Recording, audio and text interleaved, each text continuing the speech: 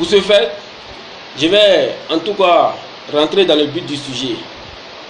Parce qu'aujourd'hui, les gens, en tout cas les Ivoiriens, surtout la jeunesse ivoirienne, a tendance à oublier ses origines, a tendance à oublier son histoire, a peut-être la tendance à tergiverser l'histoire de la vie politique ivoirienne. Alors sans plus tarder, je vais ici et là m'adresser à mon cher grand frère, Papana Ivoiritaire, que j'ai nommé Monsieur Aimé Henri Konan Bédié. Big up à vous et un grand respect pour vous, cher grand-père. Mais aujourd'hui, ton petit-fils que je suis va vraiment s'adresser à vous. Et j'espère que vous allez bien écouter le message et bien recevoir le message avec un cœur rempli d'amour. En tant qu'un grand-père digne de son nom. Alors, cher grand-père, à mon jeune âge, lorsque je n'étais rien, vous étiez président de la République de Côte d'Ivoire. Après le décès du père fondateur de la nation, M. Félix Houphouët-Boigny, premier président de la Côte d'Ivoire, lorsque vous devez venir, en tout cas, annoncer à la population la tragique nouvelle du décès, en tout cas, de notre papa national, son excellence Félix Houphouët-Boigny. Après d'avoir annoncé la terrible nouvelle, vous vous êtes autoproclamé, en tout cas, président de la République de Côte d'Ivoire. Chose qui est, en tout cas, anti-démocratique, mais nous avons, et nos parents ont accepté ce fait. Vous nous avez gouverné pendant 10 ans, après ce coup d'état verbal. Vous nous avez gouverné, vous avez gouverné ce pays pendant 7 ans, pardon, autant pour moi, pendant 7 ans, et jusqu'à là, nous n'avons rien vu. Et on va aller au temps du président, du père fondateur, Félix Houphouët-Boigny, qui vous a laissé ici, en Côte d'Ivoire, en tant qu'un vrai Ivoirien, et il est allé chercher le président Alassane Ouattara, un étranger comme vous le dites, pour faire de lui son premier ministre ici en Côte d'Ivoire. Pendant que vous, vrai Ivoirien, vous étiez ici en Côte d'Ivoire. Cher grand-père, le président Houphouët-Boigny vous a laissé ici en tant que vrai fils de Côte d'Ivoire. Il vous a laissé ici en tant que vrai, en tout cas, propriétaire de cette Côte d'Ivoire. Il vous a laissé ici en tant que vrai, en tout cas, protecteur de la patrie ivoirienne. En tant qu'un Ivoiritaire, en tant que, en tout cas, un digne fils de cette même Côte d'Ivoire, le président Houphouët-Boigny vous a laissé ici et il est allé chercher le président Alassane Ouattara pour faire de lui, en tout cas, son premier ministre, alors que vous étiez ici et là, en Côte d'Ivoire. Je me demande alors, c'est peut-être que vous n'avez pas, en tout cas, la capacité et l'intelligence d'être, en tout cas, à ce poste que le président Félix Houphouët-Boigny est allé chercher l'homme qu'il faut et à la personne du président Alassane Ouattara pour venir sauver, en tout cas, la Côte d'Ivoire, si je peux le dire. Alors que vous étiez ici. Vous étiez en tout cas vrai Ivoirien. Est-ce que vous voyez? Ok, vous nous avez dirigé après vos coups d'état verbal. En tout cas, après avoir vous moqué de la population ivoirienne, après avoir kidnappé le pouvoir, en tout cas le pouvoir politique ivoirien, parce que tout le monde attendait cette nouvelle avec tristesse. Personne, en tout cas, ne s'attendait à cette nouvelle. Et vous êtes venu annoncer cette nouvelle à la population et en même temps, vous autoproclamez, en tout cas, président de la République ivoirienne. Chose, je l'ai dit tantôt, qui est antidémocratique et nous ne pouvons pas admettre cela. Mais les parents vous ont accepté parce qu'ils n'avaient pas compris en ce moment. Il a fallu que en 1999, le général Robert Guéhi vienne en tout cas faire un coup d'état contre vous, que certains, en tout cas de vos proches collaborateurs d'aujourd'hui, ont salué, en tout cas, ont salué ce coup d'état et ont en tout cas traité ce coup d'état de salutaire. Et quand le général Guéhi Robert a fait ce coup d'État, ils sont allés, en tout cas, fumer dans votre chambre. Ils ont vu que votre douche était carrelée, en tout cas, des pièces de 250 francs. Votre lit était en or et votre terrasse aussi était carrelée de pièces de 250 francs. Cher grand-père, vous avez eu à ce moment, en tout cas, votre piscine n'était pas comme n'importe quelle piscine. Cher président, cher grand-père, je m'adresse à vous. Je m'adresse à vous. Parce que, aujourd'hui, comme je le disais tantôt, certains ont tendance à peut-être oublier, si je peux le dire, à oublier l'histoire de la vie politique en Côte d'Ivoire. Cher grand-père, après votre coup d'état verbal, voilà ce que vous avez fait. Vous avez pris l'argent du contribuable ivoirien, carrelé votre douche, carrelé votre terrasse, faire un lit en or pendant que la population ivoirienne qu'on appelle mourait de faim. Le panier de la ménagère était devenu chassé bleu, alors que vous étiez là en tant que vrai Ivoirien, vrai fils de la Côte d'Ivoire.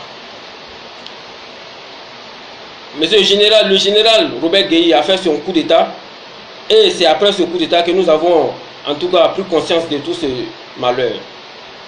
Et même avant cela, il y a eu le président Laurent Gbagbo qui vous a combattu farouchement à cause de ces mêmes propos d'ivoirité, ces mêmes propos de haine et de division, de ces mêmes propos d'intoxication et en tout cas de xénophobie, de tribalisme. Le président Laurent Gbagbo vous a combattu et il s'est même allié au président Alassane Ouattara pour vous combattre. Et ce même Gbagbo a refusé d'aller aux élections parce que il estimait que écarter le président Alassane Ouattara sous prétexte de nationalité douteuse était jugé pour lui inqualifiable. Et il ne pouvait pas adhérer à cela. Mais aujourd'hui, le président, en tout cas en 2002, vous-même, en tant que vrai Ivoirien, le président Laurent Gbagbo a tout fait avec le général Robert Guéhi, blaguer le général Robert Guéhi, rouler dans la farine le général Robert Guéhi, tout faire pour vous écarter. Et le président Alassane Ouattara a aussi été écarté des jeux politiques. Nous sommes allés aux élections.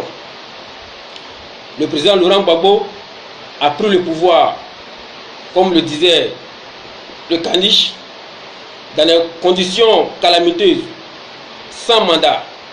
Et il accède au pouvoir. Il accède au pouvoir en 2000. Dans le sang, il accède au pouvoir. Dans le meurtre, il accède au pouvoir. Et des charniers, il accède au pouvoir. En tout cas, des assassinats des opposants politiques, il a accédé au pouvoir. Est-ce que vous voyez?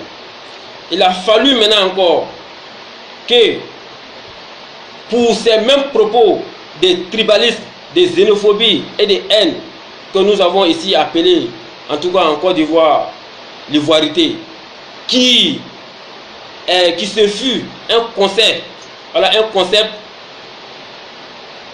du président Aimé Henri Konan Bédié. Il a fallu maintenant que Soro, le caniche, vienne avec sa rébellion armée, vous enlevez, en tout cas, pas enlever Laurent Gbagbo, mais boycotter, en tout cas, son mandat. Il a fait de son mieux, en tout cas, pour ternir l'image de cet homme. Parce que pour lui, parce que Victor Hugo lui a dit, face à la dictature, en tout cas, l'insurrection est des droits. Parce qu'il estimait sa cause lorsqu'on lui demande pourquoi il a pris les armes contre Laurent Gbagbo. Il disait que le boubou dont lui porte, il ne pouvait pas porter ce boubou parce que quand il portait ce boubou, il devenait automatiquement burkinabé, sénégalais, malien. et parce qu'il était burkinabé, sénégalais, malien, il pourrait se faire tuer par le régime Gbagbo. Donc pour lui, c'est pour ces raisons d'ivoirité, que lui a pris les armes contre Gbagbo. Et nous avons eu des frères ivoiriens qui ont été massacrés, des frères ivoiriens qui ont été tués, des sœurs ivoiriennes qui ont été violées, des mamans ivoiriennes qui ont été violées et tuées, massacrées, et vraiment, on ne peut pas parler de cela.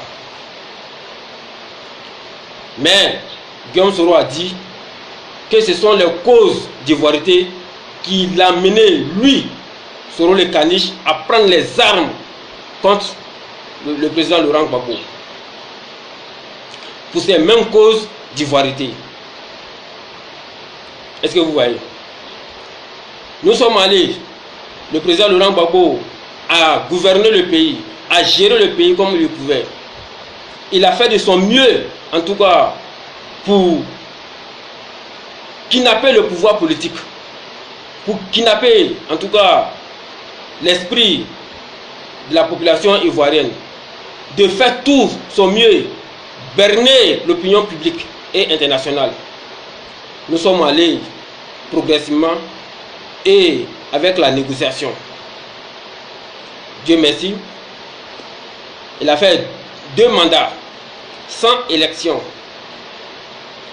Nous sommes allés jusqu'en 2010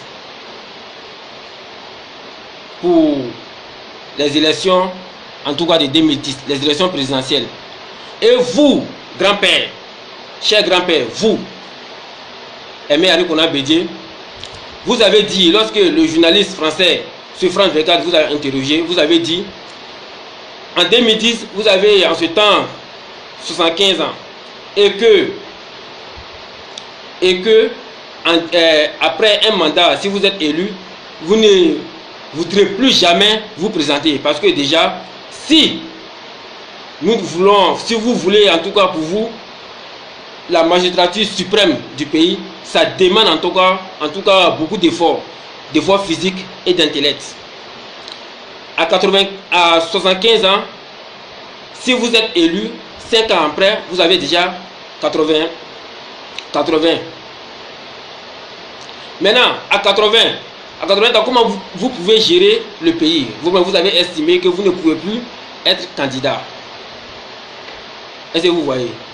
Mais aujourd'hui, vous êtes peut-être dans votre esprit, vous voulez être candidat. Mais nous allons encore revenir en arrière. Vous avez dit cela, que vous ne voudrez plus être candidat. Et Dieu merci, nous sommes allés aux élections. Au premier tour, vous êtes sorti 3e. Et vous êtes allié à Alassane Ouattara, qui aujourd'hui n'est pas ivoirien pour vous. Alors que ce jour-là, lorsque vous vous êtes allié au président Alassane Ouattara pour former le RADP, à ce jour-là, le président Alassane Ouattara et tous les nordistes étaient ivoiriens. Alors que vous avez échoué dès le départ parce que vous avez traité, en tout cas les nordistes d'étrangers. Est-ce que vous voyez? Vous avez échoué lamentablement. Vous êtes allié au président Alassane Ouattara. Et Dieu merci, le RADP a pris le pouvoir. Vous, cher grand-père, vous avez dirigé ce pays avec le président Alassane Ouattara. Vous avez dirigé le pays avec le président de la République Alassane Ouattara. Vous avez pris les décisions, en tout cas très importantes pour le pays avec le président Alassane Ouattara. Vous avez été co-président au président Alassane Ouattara, parce qu'il n'était pas vice-président. Vous avez été co-président au président Alassane Ouattara. Vous avez été un président d'honneur ici en Côte d'Ivoire. Le président Alassane Ouattara vous a donné des millions et des milliards de ce pays. Cher grand-père, ressaisissez-vous, parce que nous avons trop de dossiers sur vous. Voilà pourquoi j'ai décidé de ne pas présenter des vidéos, parce que tout ce que j'ai à dire, je ne maîtrise pas cœur. Et quels que soient les bords politiques ici en Côte d'Ivoire, tout le monde sait de quoi il s'agit. Donc, loin de moi en tout cas, mettre dans la tête des uns et des autres des fausses idées. Chacun de nous ici a vécu ces moments, en tout cas, engendrés par le grand-père. Est-ce que vous voyez? À ce moment, le président Alassane Ouattara était pour vous l'homme, en tout cas, idéal, l'homme parfait, l'homme par qui viendra, en tout cas, les belles choses de la Côte d'Ivoire, les belles réalisations. Parce que vous avez intention à diriger ce pays avec le président Alassane Ouattara dès son premier mandat. Et parce que vous avez estimé que le président Alassane Ouattara était un homme idéal, fort et un homme en tout cas d'État. Un homme qui pouvait diriger en tout cas le pays sans problème, sans histoire. Vous avez engendré encore l'appel de Daoukro. Vous avez décidé de ne pas vous présenter. Nous sommes allés aux élections.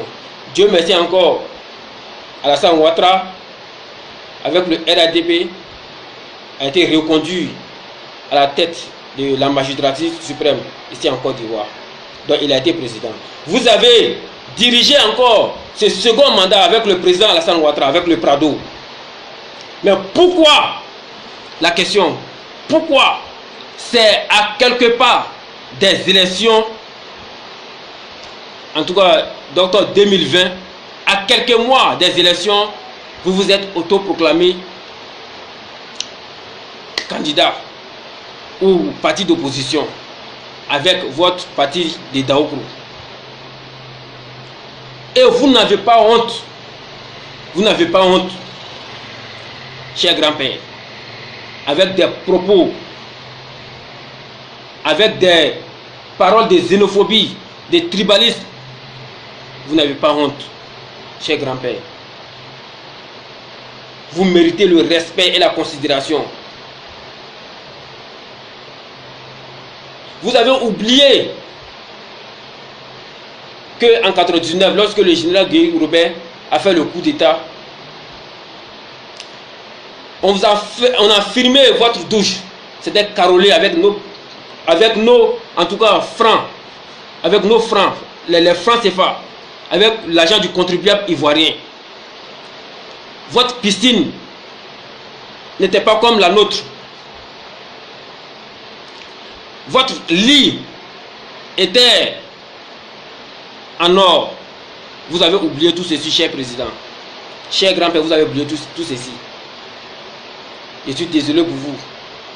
Ces mêmes qui vous applaudissent aujourd'hui vous ont combattu, en tout cas pour ces mêmes raisons d'ivoirité. Soro le Caniche a pris les armes contre Laurent Gbagbo pour ces mêmes raisons d'ivoirité. Et par cette rébellion, il y a tant d'Ivoiriens qui ont succombé. Il y a tant d'Ivoiriens qui ont perdu la vie. Il y a tant d'Ivoiriens qui ont été victimisés. Il y a tant d'Ivoiriens qui ont été orphelins. Et il y a même tant d'Ivoiriens qui ont été veufs pour ces mêmes questions d'ivoirité. Mais aujourd'hui, voici ces mêmes questions d'ivoirité qui font surface. Et Soro le Caniche défend cela. C'est que nous ne pouvons que dire que Soro a pris les armes dans le seul but de tuer, de massacrer les Ivoiriens. Et qui a fait croire aux populations du Nord qu'il était là pour leur cause. Parce qu'ils étaient traités d'étrangers dans leur propre pays. Chers frères ivoiriens, peuple de Côte d'Ivoire. Chers frères ivoiriens, peuple de Côte d'Ivoire, réveillez-vous. Chers frères du Nord, réveillez-vous. Chers frères du Sud, réveillez-vous. De l'Est, réveillez-vous. Et de l'Ouest, réveillez-vous. Même du Centre, réveillez-vous. Parce que ici en Côte d'Ivoire, nous avons des politiciens qui sont uniquement assoiffés de pouvoir. Soro le Caniche a pris les armes contre Laurent Gbagbo, a fait une rébellion contre Laurent Gbagbo. Parce que pour lui, les raisons de cette rébellion étaient seulement pour cette question d'ivoirité. Parce que lui-même, Soro le Caniche, a estimé un moment que retirer ou traiter Alassane Ouattara d'étranger était un manque de respect vis-à-vis de la population du Nord. Parce que nous avons eu, Soro Diom le disait, quand l'homme prononçait le mot, en tout cas ivoirien du Nord, lui il était choqué, il était stigmatisé. Voici les raisons qui ont poussé Guillaume Soro à prendre, en tout cas, les armes contre le pays. Parce que c'est comme ça que je vais m'exprimer maintenant. Parce qu'il n'a pas pris les armes contre Laurent Gbagbo, il a pris les armes contre le pays. Il a pris les armes dans le seul but de se faire un nom. Il a pris les armes dans le seul but de se faire une place politique ici en Côte d'Ivoire. Et dans cette même rébellion, Soro le Caniche a trahi ses propres frères d'armes, a tué ses propres frères d'armes, a massacré ses propres frères d'armes. Aujourd'hui, c'est ce même Soro le Caniche qui défend, avec ses 6 verts activistes qui défend et qui applaudissent ces propos de haine et de xénophobie du grand-père Aimé Arikona Bédié. Donc quand je dis grand-père, sachez que c'est de Bédié je parle. Parce qu'il n'a pas prononcé son nom. Ça me fait honte de prononcer son nom. Mais il va faire comment? Je suis obligé de prononcer son nom. Parce que déjà, ce pays, il a dirigé ce pays. Et il s'est fait un nom, il est connu aujourd'hui. Mais, moi ce qui me dérange, c'est pourquoi Soro le Caniche défend cette cause. Ici en Côte d'Ivoire où nous sommes, dans quel pays nous sommes? Est-ce que le passeport ivoirien est un visa pour le paradis? Ou peut-être quand tu as le passeport ivoirien, tu peux atterrir à Paris ou à New York comme tu le souhaites? Ou bien, n'est-ce pas pour les mêmes causes d'ivoirité que Soro le Caniche a pris les armes? N'est-ce pas pour ces mêmes causes d'ivoirité que Laurent Gbagbo le boulanger a pris a combattu farouchement le pouvoir de Bédié? N'est-ce pas les mêmes causes d'ivoirité? Et aujourd'hui, ces mêmes causes d'ivoirité font surface. Et, chers frères africains, peuple de Côte d'Ivoire, en tout cas, allez fouiller dans les vidéos. Il y a un journaliste français qui a interrogé le président Arikona Bédié. Il disait, le journaliste lui pose la question, est-ce que vous n'êtes pas, en tout cas, peut-être, vous n'êtes pas aimé parce que vous avez peut-être initié ces propos d'ivoirité? Est-ce que vous ne sentez pas que la population du Nord ne voudront pas, en tout cas ne voudra pas de vous? Les populations du Nord ne voudront pas de vous. Est-ce que vous ne pensez pas à cela? Le président, le grand-père, a seulement répondu aux journalistes que non, cette question d'ivoirité ne pouvait pas faire que les Ivoiriens le rejettent, ni la population du Nord le rejette. Parce que lui, quand il parlait de l'ivoirité, il parlait de, en tout cas, la culture ivoirienne, nos chants, nos danses traditionnelles. C'est de ça que lui parlait. Est-ce que vous comprenez, chers frères ivoiriens, peuple de Côte d'Ivoire? Est-ce que vous comprenez ce que je suis en train de vous dire? Voilà ce que le grand-père a répondu aux journalistes. Aujourd'hui, il a décidé de ne pas présenter des vidéos, sinon ces vidéos-là sont là. Il a décidé de ne pas présenter des vidéos. Je me suis documenté avant de venir face à vous. Le président Arikona Bédié a dit aux journalistes, quand lui parlait de l'ivoirité, il s'exprimait dans le cadre de nos cultures, nos danses traditionnelles et nos chants traditionnels. Et tout ce qu'il pouvait faire, en tout cas l'histoire et la tradition ici en Côte d'Ivoire. Et lui-même il disait que nous avons des Malinqués et des Ankans avec nos danses respectives. Que c'est de cela que lui parlait. Chers frères africains, peuple de Côte d'Ivoire, voilà ce que disait le grand-père, le papa national. Voilà ce que disait l'ex-président qui a dirigé ce pays pendant 7 ans, qui a pillé les deniers publics, qui a appauvri la nation, qui a dirigé, en tout cas qui a dirigé ce pays sans un indice de développement. Il a dirigé ce pays sans réaliser un indice de développement. Mais aujourd'hui, Dieu merci, moi je suis fier quand il dit que le président Alassane Ouattara a nommé un pont, le pont Arikona Bédié.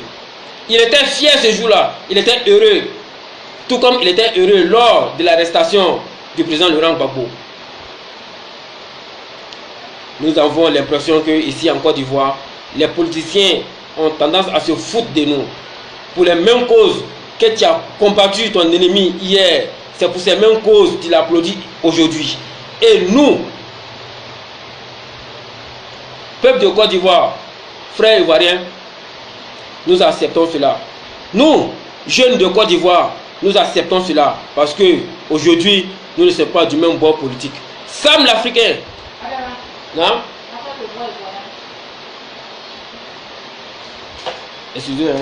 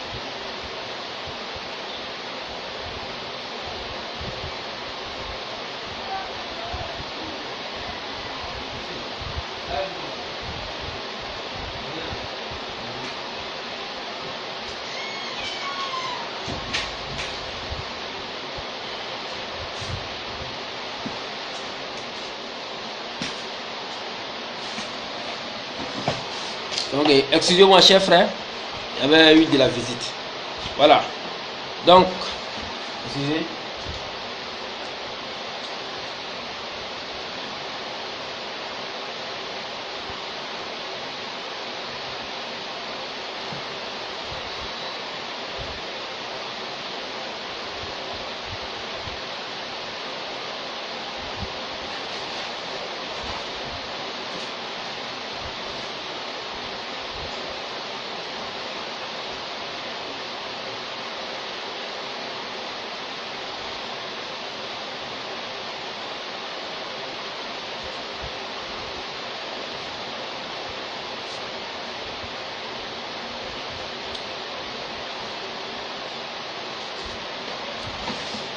Voilà, excusez-moi, je vais vous expliquer ça. Voilà, voilà pourquoi je suis allé porter. Ok, donc chers frères ivoiriens, un peu de Côte d'Ivoire.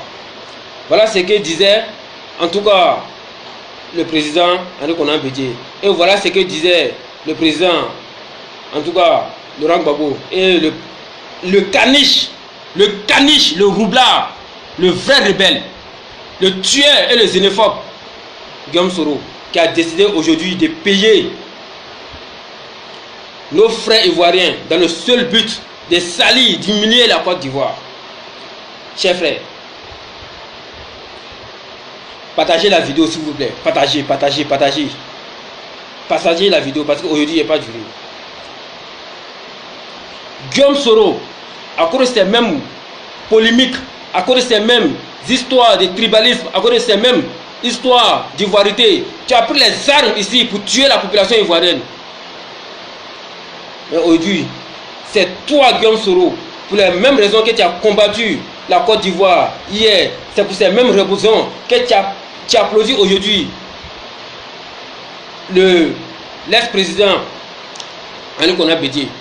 C'est pour ces mêmes raisons de tribalisme et de xénophobie que tu applaudis cet homme. C'est pour ces mêmes raisons, en tout cas, de xénophobie, ces mêmes raisons pour lesquelles tu as pris les armes contre le pays, tu as pris les armes contre les fils et filles de la Côte d'Ivoire. Tu as pris les armes contre, en tout cas, la République de la Côte d'Ivoire. C'est pour ces mêmes raisons-là que tu applaudis aujourd'hui Aimé Henri Konan Bédié. Tu as menti à la population du Nord. Tu as menti à nos parents du Nord. Tu as menti à nos frères du Nord. Tu as menti à nos soeurs du Nord. Tu as menti à nos tantes et nos tontons du Nord. Tu as menti à la population du Nord. Tu as menti à nos esprits. Tu as menti, en tout cas, à nos foi. Tu as menti à nos convictions. Guillaume Soro, aujourd'hui, j'ai mal lorsque j'ai dit, je prononce le nom Guillaume Soro. Voilà pourquoi il t'appelle Soro le caniche. Dans le seul but de rêver un jour, diriger ce pays. Tu as mis le pays en feu et en cendres. Dans le seul but de diriger un jour ce pays. Tu as applaudi ces propos de xénophobie et de haine pour lesquels tu as combattu hier le président Laurent Gbagbo. Alors, parle-nous de convictions. Dis-nous, en tout cas, tes projets politiques. Dis-nous tes projets de développement pour la Côte d'Ivoire. Dis-nous ce que tu comptes réaliser ici en Côte d'Ivoire. Parce qu'à la réalité, Guillaume Soro, tu n'as plus de conviction. Parce qu'à la réalité, Guillaume Soro, tu n'as plus, en tout cas, d'idées à partager. Parce que Guillaume Soro est rentré à la politique en Côte d'Ivoire sous prétexte d'ivoirité. Sous prétexte que la population du Nord était stigmatisée. Sous prétexte que, en tout cas, la population du Nord était écartée des jeux politiques. Sous prétexte que la population du Nord n'était pas considérée en tant que telle. Parce que tout simplement, la population du Nord a été peut-être victime du régime Gbagbo. Et lui, Guillaume Soro, a engendré une rébellion contre ce Gbagbo et a tué nos frères ivoiriens. Aujourd'hui, c'est ce même Guillaume Soro qui ose s'attaquer au président Alassane Ouattara, qui ose s'attaquer à nos constitutions. Guillaume Soro, tu as décidé de démissionner. Donc, la place qui est là-bas, le tabouret qui est là-bas, là, que je vais taire le nom, cher frère, il faut laisser ça. Il faut arrêter de créer la zizanie ici en Côte d'Ivoire. Il faut arrêter de mettre, en tout cas, des esprits tordus dans l'esprit de la population ivoirienne. Il faut arrêter de marginaliser, d'intoxiquer nos populations. Il faut arrêter de mentir à nos frères. Guillaume Soro, il le disait à Fergué, comment on appelle, lors de tes tournées, de tes balades là, tu as dit que face à Dieu, si Dieu sait que tu vas diriger ici ce pays et que la population va souffrir, que Dieu ne te donne pas le pouvoir. Guillaume Soro, ne t'inquiète pas, tu ne vas pas avoir le pouvoir. Parce que Dieu même sait, il sait que si toi, Soro le caniche, tu as pris le pouvoir ici en Côte d'Ivoire, nous sommes morts et enterrés. Nous sommes morts tout simplement parce que Guillaume Soro, toi, en tant que chef de la rébellion, tu as dirigé ce pays pendant, en tout cas, 10 ans, non, pendant 8 ans. Parce qu'en 2002, tu as fait la rébellion pendant 8 ans, ici en Côte d'Ivoire. Tu as dirigé ce pays pendant 8 ans, ici en Côte d'Ivoire. Tu as dirigé la quasi-totalité des 60% de ce pays et du Nord. Tu as fait quoi? Tu as volé les deniers publics. Tu as volé l'argent du contribuable qui était destiné à toute la nation. Tu as menti à la population. Tu as tué tes propres frères d'âme. Tu as tué tes propres frères du Nord. Tu as tué, en tout cas, Kone Moussa Mouren. Tu as tué Dar Babu. Et tu as confisqué leur corps. Les parents même n'ont pas eu droit au deuil. C'est ce que tu as fait, Guillaume Soro. Lorsque tu étais Premier ministre sous Gbagbo, lorsque tu étais ministre de la communication sous Gbagbo, lorsque tu étais Premier ministre sur le président Alassane Ouattara, lorsque tu étais président de l'Assemblée nationale sous le président Alassane Ouattara, la population du Nord était là. Nos parents étaient là. À ce moment-là, ils avaient besoin de pompes ils avaient besoin d'eau potable, ils avaient besoin d'électricité, ils avaient besoin d'écoles et d'infrastructures. Guillaume Soro, ils étaient là. Ce n'est pas aujourd'hui en 2019 que le nord de la Côte d'Ivoire a été établi ici en Côte d'Ivoire. Ce n'est pas aujourd'hui en 2019. Ils étaient là lorsque tu as dirigé le nord, la quasi-totalité du nord ici en Côte d'Ivoire. Ils étaient là. Nous étions là. La population du nord était là. Qu'as-tu fait pour nous? Et aujourd'hui, tu prétends être le sauveur de la population du nord. Guillaume Soro, moi j'ai dit non à toi. Ni moi, ni ma femme, ni mes parents, ni mes voisins ne vont te suivre. Parce que je ferai de mon mieux. Ils ne vont pas te suivre parce que je ferai de mon mieux pour leur dire la vérité. Pour leur dire à la réalité ce que tu es, toi, Guillaume Soro. Ce que tu fais, toi, Guillaume Soro. Parce que pour ces mêmes raisons d'ivoirité pour lesquelles tu as pris les armes, c'est aujourd'hui ces mêmes raisons-là qui font surface. Que fais-tu, Guillaume Soro, pour nous sauver encore une fois?